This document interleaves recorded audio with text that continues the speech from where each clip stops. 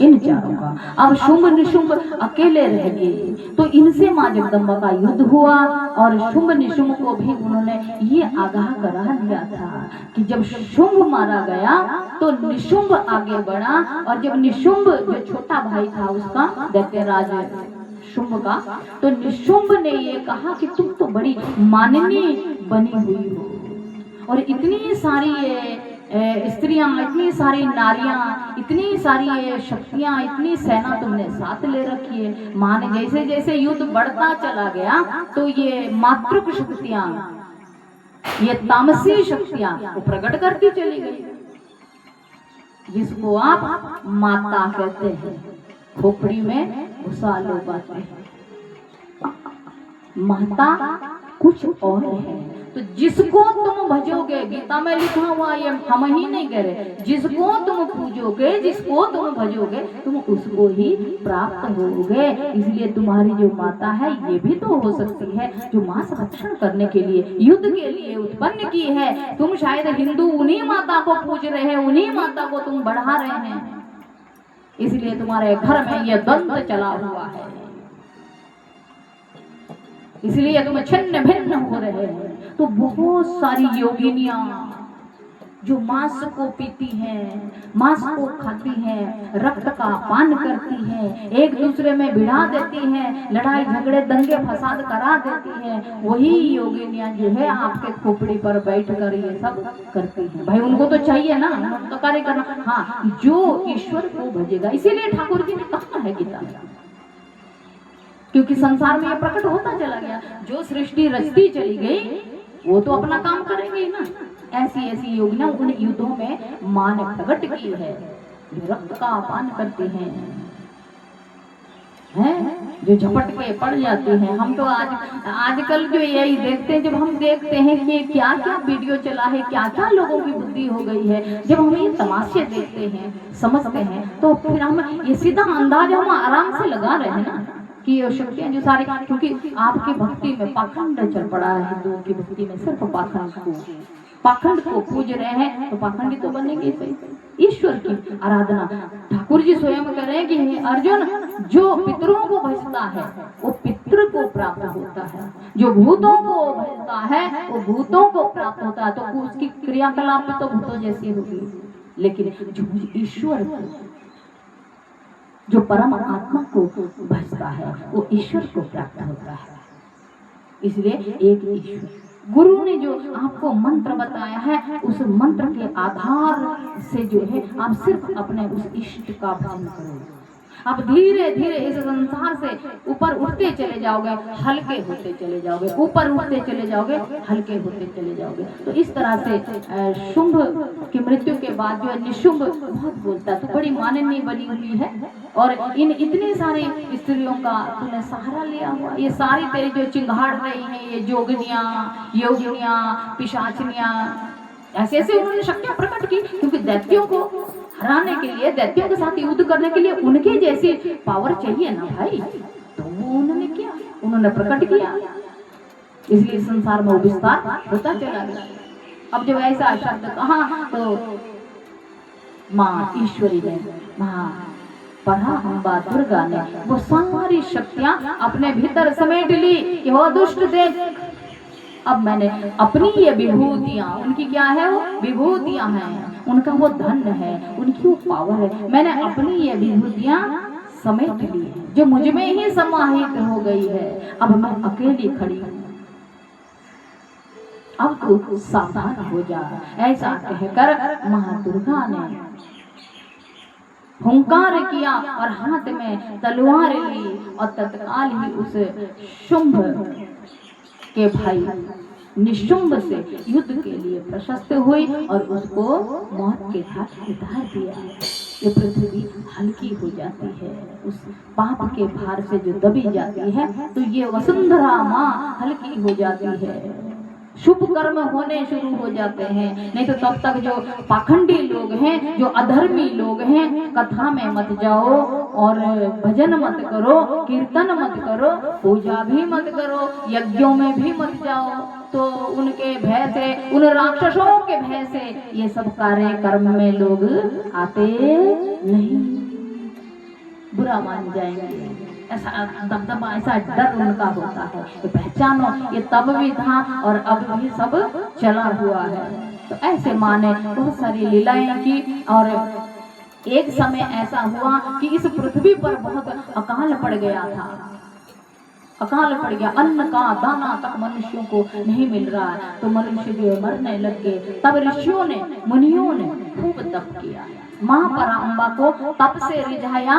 तो जब तप से रिझाया तो माँ प्रकट हुई और जिस समय माँ ने देखा कि इन मेरे साधकों की यानी उन ऋषि मुनियों की हड्डियों का ढांचा बन गया, माँ का मंत्र जपते जपते कुछ खाने पीने का कोई पता नहीं, तो मांस और लहू तो समाप्ति पे चला गया, सिर्फ हड्डियों के ढांचे रह गई। तो माँ जैसे प्रकट हुई तो माँ के नेत्रों से सहस्त्रों नेत्र हुआ है, सारे में उनके नेत्र हुआ है, हजारों नेत्र, ऐसा दुर्गा सप्तशती में स्पष्टीकरण किया है। सहस्त्रों नेत्रों से असुरों की धारा बहने लगी और वो आंसू बहाती है।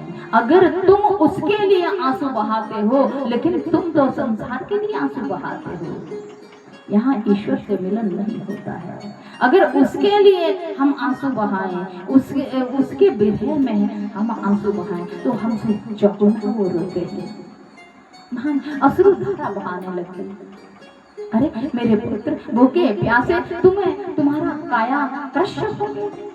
तो हजारों नेत्रों से थोड़ा सा मिस्टेक हो गया, 100 नेत्रों से, कितने 100 नेत्रों से उनके अश्रुधारा बहने लगी और शताक्षी नाम से इस पृथ्वी भर में विख्यात हुई। शताक्षी देवी के नाम से विख्यात हुई। फिर उन्होंने आह्वान किया किसका, फल फूल और शाकों का, किसका, शाक जो सब्जियां होती है, ये तब नहीं होती थी उससे पहले। तो उन्होंने आह्वान किया अपने शरीर से ही और उन्होंने अपनी ऊर्जा से शाक सब्जियां और फल उस पृथ्वी पर उगा दी जहाँ पे अन्न काल पड़ा हुआ था। और ऋषि मुनि जब उठे तो बोले तुम्हें दुखी होने की आवश्यकता नहीं है, ये शाक फल फूल आप जो है सेवन करो, इससे तुम्हारा मैं भरण पोषण करूंगी और इसी तरह से तुम जब जब मुझे पुकारोगे ऐसी तपस्या करके। तो इस भांति से उन्होंने बार बार जो है अभय वरदान सृष्टि को दिया है, शताक्षी नाम से जाने गई। फिर एक भीम नाम का एक दैत्य था जिसको वरदान था कि वो 4 पैर वालों से, किसी भी 4 पैर वाले प्राणियों से वो मारा नहीं जाएगा, ऐसा वैसे वरदान ले लेते थे राक्षस। तो देवता फिर हारे गए। तब माँ जगदम्बा ने ब्राह्मरी का ब्राह्मरी नाम से, यानी कि 6 पैर वाले जो भंवरे होते हैं उनका रूप धारण किया। वो किसी भी रूप में आती है, वो छोड़ती नहीं है। पुण्य भी और पाप का फल आपको अवश्य मिलेगा, वो किसी मनुष्य के द्वारा नहीं। वो कौन से रूप में आई, भंवरे के रूप में, जिसको आप क्या कहते हैं भूलिए, अरे बड़े बड़े हांडी जो बनाते हैं, भंवरे जो बड़ा भंवरा होता है ना, रंगड़, देखो चेली को पता है रंगड़, तो वो रंगड़ के रूप में भी आती है। कहाँ से बच्चों के पाप से रंगड़ का रूप धारण किया और उस भीम दैत्य को वो चपेट कर गई। तब देवता को फिर अभय वरदान दिया। बोले मेरे पास युक्ति है, अगर किसी को वरदान है तो भी मेरे पास युक्ति है। ब्राह्मण का रूप धारण किया, ब्राह्मणी कहलाई, संसार भर में ब्राह्मणी नाम से उनकी पूजा अर्चना होती है। एक दुर्गम नाम का दैत्य था, उसने इस संसार को बड़ी पीड़ा दी। तो उन्होंने सिंह वाहिनी दुर्गा के रूप में अवतार धारण किया, प्रकट हुई और उससे युद्ध किया और उसको मृत्यु के घाट उतारा। दुर्गा देवी के नाम से वो जानी गई। ऐसे उन्होंने नाना प्रकार की जो लीलाएं हैं वो की है। और अंत में जो राजा सूरत और समाधि वैश्य कहाँ बैठे हुए हैं, तप में बैठे, उन्होंने दीक्षा किससे ली, ऋषि से ली है ना। अब उन्होंने भी उसी तरह से जब माँ प्रकट हुई तो उनको अभय वरदान दिया। क्योंकि ये जो समाधि नाम का जो व्यापारी था, इसको तो ज्ञान हो गया और जिसको ज्ञान होता है उसको मुक्ति का दान दिया जाता है, मुक्ति का वरदान दिया जाता है। और राजा की जिज्ञासा थी राजा सूरत की क्या जिज्ञासा थी कि मुझे मेरा राज्य वापस मिले।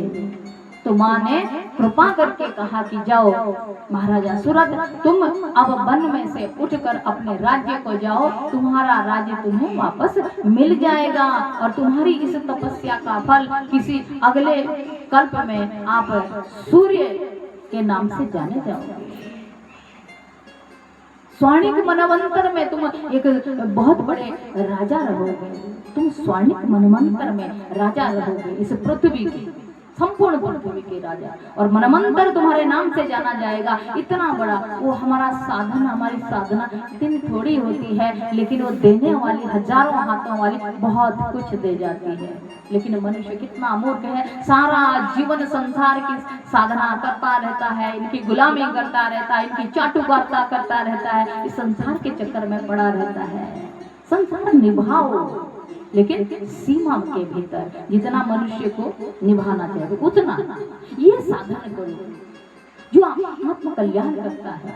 तो इस भांति से माँ जगदम्बा दुर्गा ने नाना प्रकार की लीलाएं करके इस संसार को कृतार्थ किया। उनके तपस्या का जो फल है धर्म, अर्थ, काम और मोक्ष की प्राप्ति है। बोलिए सतगुरुदेव भगवान की जय। तो आइए अभी हम पूर्णाहुति की तरफ चलते हैं और कल सुबह 10 बजे कथा होगी, पूर्णाहुति होगी कथा की, तो 1 घंटे की कथा भी होगी, फिर यज्ञ होगा, गुरु पूजन होगा और उसके बाद 12 बजे भंडारा शुरू हो जाएगा। तो इस तरह से आप सभी इस ब्रह्म विद्या, इस वेद विद्या का जो पारायण आप सभी ने सेवन किया है, जो चैनल के माध्यम से श्रवण कर रहे हैं, नंबर 1 तो एक बात बड़ी शुभ थी कि ये पारायण हमने गुप्त नवरात्रों में ही मैंने प्रारंभ कर दिया था।